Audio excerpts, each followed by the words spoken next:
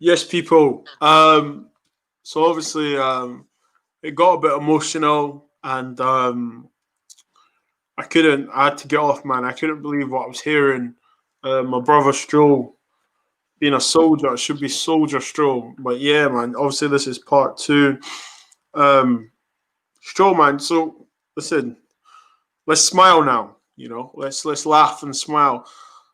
What is the positives that's came out, the celebration of your sister's life, man? Um, it gives you a different perspective. It makes you analyze and look at little things differently. Like, to me, the little things don't matter anymore. Like, Mm-hmm. I used to go stressing about the littlest thing, and that would be the end of the world to me. What happened to me was the end of my world at some point. So it's like the little things don't matter to me, and it makes you analyze things differently. It makes you analyze your friend differently, analyze the company you keep, analyze your life. Do you know what I mean? And for me, Mm. I had to live. I wanted to make sure my sister lived through me. So I went out and did the things that she would want to do. I went and visited the places I know that she'd want to see. So I've been Canada twice. I've been Sydney. Like I've travelled and I will travel because there's places where I'm gonna go see, which I know my sister would have loved to have seen. So for me, it was just making sure that one, I honoured my sister. I make her proud every day. That I made sure that the foundation was at a point where we can make an impact and we can, even if it's help 5, 10, 15 people, it doesn't need to be millions or hundreds of thousands of people. As long as there's another family that's not having to go through what we've gone through, I'm happy. Mm. So yeah, for me, it was as bad as that was low, and it was the lowest low, and it was like that could break people. But the whole reason I wanted to go into that story was because no matter how bad it is, you will have people around you that will help pick you up. You are never alone. At no point was I ever alone through that process. At no point, and I mean that. At no point, the friends, like even family members, when they're going through it, like this is where everyone needs to come together. And yeah, man, for me, like it took me a while. Don't get me wrong, but we're there. Like without, and like I said to you off air in it, when obviously we went off.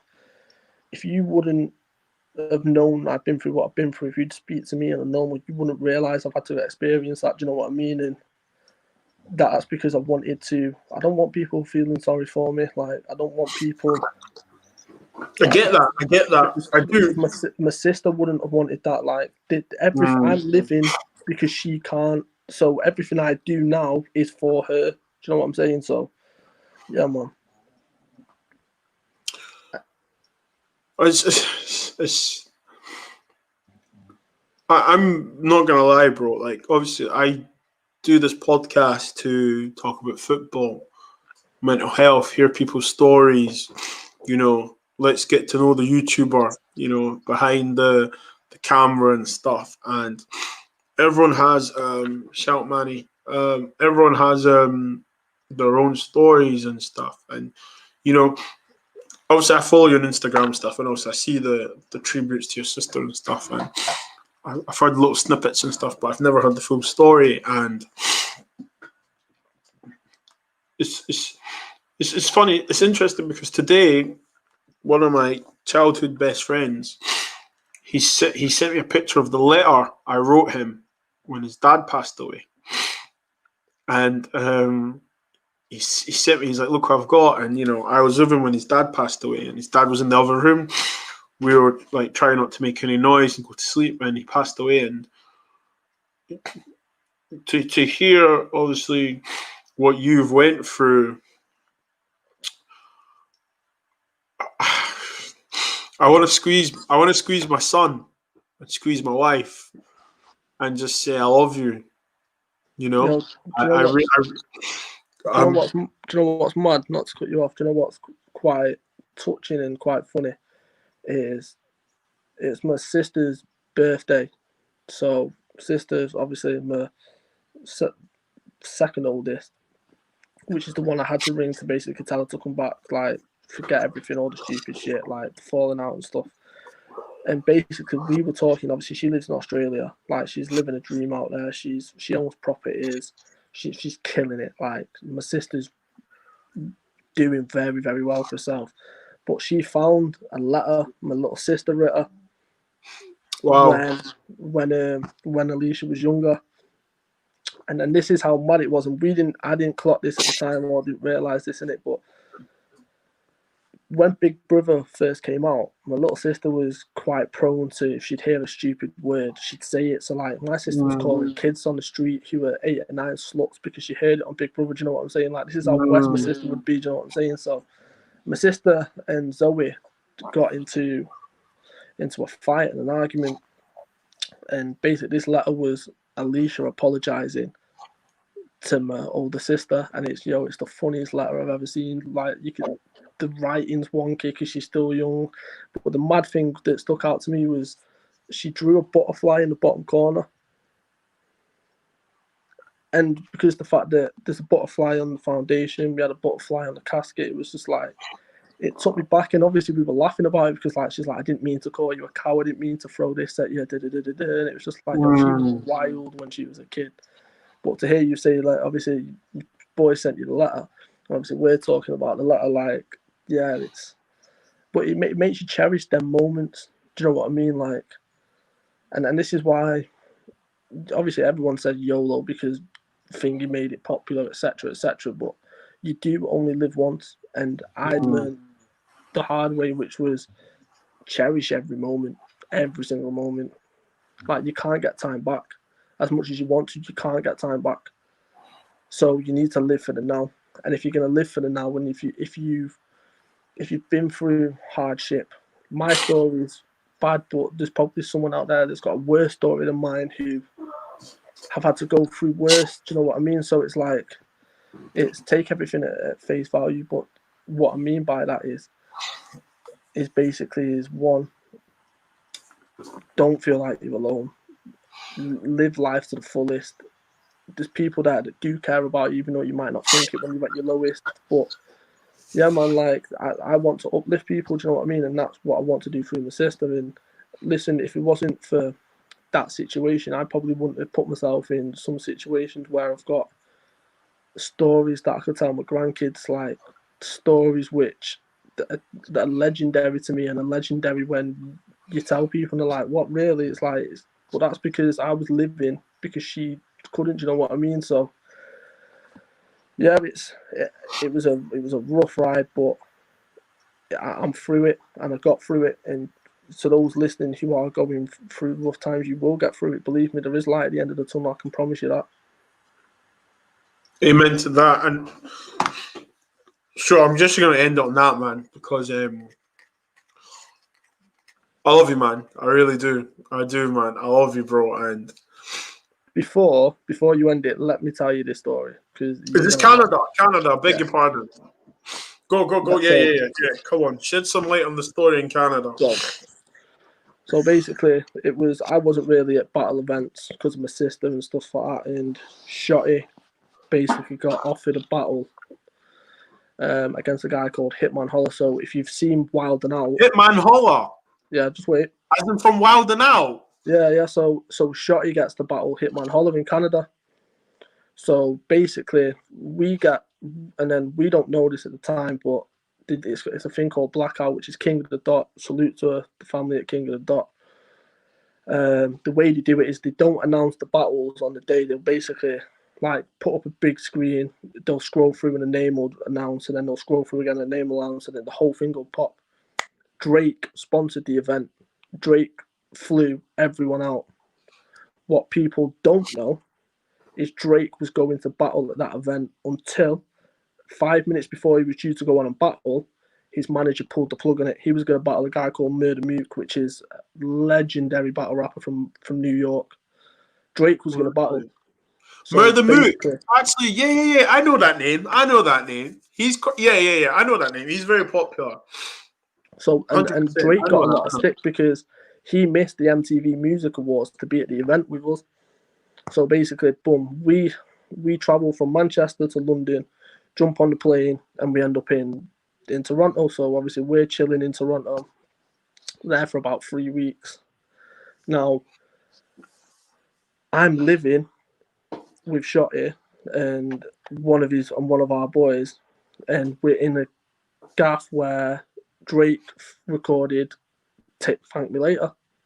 So Okay. I'm in the gaff with one of Drake's producers. So you walk into this gaff in Canada, you've got a bar to the right with like a card machine. You've got a living room which is massive with a strip pole in the middle of it. There's 5 or 6 bedrooms upstairs. You've got this massive kitchen. There's a little door, and you think it's like a cupboard. It's not. You go downstairs.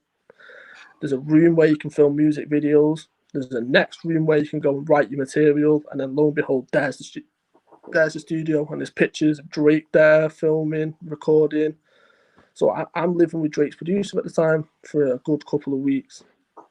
Shot his film, recording his stuff, and then boom, night before the battle, they started doing press conferences for the battlers to just talk shit to each other, etc., etc. Mm-hmm. Now we're at this big hotel in downtown Toronto, and there's 400-500 fans outside this room that we're in, because I didn't realize this at the time. Drake's at the press conference. I'm in the same room as Drake. Drake's just sat down there. Like, I didn't know this until like afterwards, and I'm like, because I'm asking, like, yo, why is the mad security here? And he was like, because Drake's at the press conference. Like, what? So I've gone into the room. Lo and behold, there's Drake just on the other side of the room. So then Shotty and Hitman Holler's press conference comes up. Them two are talking shit, going back and forth. Drake goes, "I'll give 10 grand to the winner, cash, tomorrow." What? So at this point, Shotty's turned to us like, if I win that, we're staying out here for months. So then, boom. Obviously, the press conference is still going on, and I'll send you the link to the video. There's a guy called 100 Bullets who's a Canadian battler. Salutes 100 Bullets, yeah. But he's like, this is caught on film because the whole trip was documented. And it was basically, it's like, there's hundreds of fans who just want to see Drake. What we're going to do is we're going to throw a coat over somebody, run him out to make the fans pretend that it's Drake. And as we're halfway out, we're going to take it off and basically show that it's not. At this point, I'm howling, thinking this is going to end badly. So he puts it over a guy called Shuffle T. And basically, he's like a posh battler, but he's like one of the greatest in the UK. Like, he's amazing. Like, he could, like The Office, he could have his own kind of show like that. He's that witty, he's that talented. He puts it over him. So anyway, they get run out into the middle of the crowd. You just hear the crowd go, and he whips the coat off, and the boos just start ringing because they know that they've like been had over. Bro, it was hilarious. And then we go to the event the next day. So obviously, like, taxis and everything picks us up, and it was a Queen Elizabeth Theatre. Now, do you watch NBA? Yeah. Boom. I'm stood on stage, yeah, chilling. There's this 6'6" guy, and I'm talking like, yo, this chain was bigger than my neck. James Johnson stood next to me.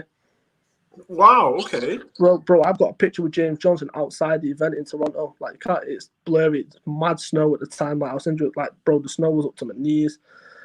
And then basically something happened at the event where Shotty was battling Hitman Holler. So I'm on Shotty's side. Obviously, Hitman's on the other side. Now, Hitman does a thing when he's battling where he gets his brother involved, and they'll do like a remix thing, and the whole place goes nuts. Like, it's ridiculously cool. I watch Wild and Out, so yeah, I get, yeah. So then, boom. This guy comes out of the crowd. He's like, YT, fuck these, da-da-da-da-da. So we think, because of what Hitman's like, it's someone from Hitman's round. It's not. It's a gang member from Toronto just trying to make a name for himself because it's Drake's event. So then, boom. This is all on film. Hitman's little brother show out. Don't mess with him. Like, he'll pop on you. Mm-hmm. Swings on dude. Then Hitman swings on dude. Dude ends up on the floor in it. And then, like, then Arsenal, the Rebel, like a couple of other battlers end up like fighting this guy when he's on the floor. Lo and behold, he's like, "Oh, watch the man are gonna come. Everyone in here is getting robbed." Yeah. Now, Canada's different than England. Mm-hmm. You know what I'm saying? So, yeah. so obviously, I turn around, like, you got James Johnson there with 40, 50 grand chains on his neck. He's like, I ain't getting shit taken off me. Like, man are going, you good? Looking at the waist, like, you good? Like, we're cool in it. So about 40 of us just walked out together, like, at the end of the event. No one was there, nothing happened, etc., etc. But, like, the fact that I got flown out to an event that Drake funded, that Drake hosted, that Drake was there, that was going to battle at, that I met battling legends, like, and I've been Canada twice, you know what I'm saying, like, that was a mad experience, man. Like, the fact that, and then obviously, like I mentioned to yourself previously, like, battle events in the UK where you've got like gets at them and like UK artists. It's like people don't know this, innit? Like Ed Sheeran. Yeah, he battled. Yeah. Like he was at a lot of the battling events, like Rizzle Kicks. Jordan from Rizzle Kicks basically battled at Donkey's Lost. Yeah, you've got Rag and Bone Man at battle events. Like, you've got, there's obviously pictures I put up. Anne-Marie comes to battle events. Like, there's pictures of me with Anne-Marie backstage at one of our events at Premier Battles. Like, you don't like Wayne Rooney watches rap battles. Like, Wayne Rooney is a big fan of Shotties. Like, Christian Fuchs, big fan of Shotties. Robbie Williams wants to come. And like James Arthur, huge fan of battling. Like, you don't realise the eyes that are on battle rap, you know what I mean? So I've met some big famous like musicians and stuff like that just from the battle rap side, which is crazy to me. But yeah, like, it's mad you watch Wild and Out. You know Sharon? Yeah. He's a battler from King of the Dot. Carter Deems is a battler from King of the Dot. Conceited is a battler. Charlie Clips is an actual battle rapper. Like, this is what I'm saying. Like, so they went and got actual battle rappers for Wild and Out, and I've met all them, man, like, numerous times. Like, when Sharon was in England, I looked after him for his first time in England, talking like back in 2013 times. Interesting. Crazy. Yeah, like, this is what I'm saying, man. Like, there's a lot of things you don't know. It's wild. Like, there's so many stories I could tell you with regards to battling. It's nuts. We might have to do a part 3. Move like rush hour. But listen, Stro, man. Thank you so much, bro. I'm still like, wow, regarding your sister. And I wish you the success in 2021, man. I do, you and your family. Stro, let them know where you can find you on your socials, man. First and foremost, yeah, like, let's just big up this platform for a second. Listen, I've seen conversations you've had with others, and conversations that need to be had with regards to racism, with regards to obviously the reaction that certain women in the YouTube football world are getting. Like, these are conversations that need to be had, and salute to you for having them conversations, man. Like, thank you. Which is genuinely why I wouldn't have told my story if it wasn't on a platform like this, because I've got mad love for you, brother. So salute to you, to all your listeners. But you can obviously find me at the Alicia Wayman Foundation. Ever suffering, ever need to talk to anyone, hit that up. It's on Facebook. Just like the page and drop a direct message at Stro, Mr. Stro on Twitter, Stro Official on Instagram. Obviously, I'm a football manager for a non-league team, Saturday league team, which is Ermston Town Vale FC. So go on Ermstown Vale. You'll see it plugged all over my socials. Go there, like, all sponsored by the foundation. Everything's got the foundation on it. So, and then obviously, as soon as we can, charity game part 2. Your boy's going to be involved. I'm there. Brother on the other side is going to be involved. It's going to be a wild one, trust me. And we're going to raise a lot of money and awareness for mental health, man. Believe me. I'm there, bro. Seriously, like, I'm there. And thank you for the kind words, man. Seriously. Listen, guys. Everyone, thank you for watching. Whether it's on Twitter or YouTube. If you're new, please subscribe. Also, if you are watching, smash a like. Stro, thank you. Seriously, I mean that, man. I really do mean that. Peace and love to everyone.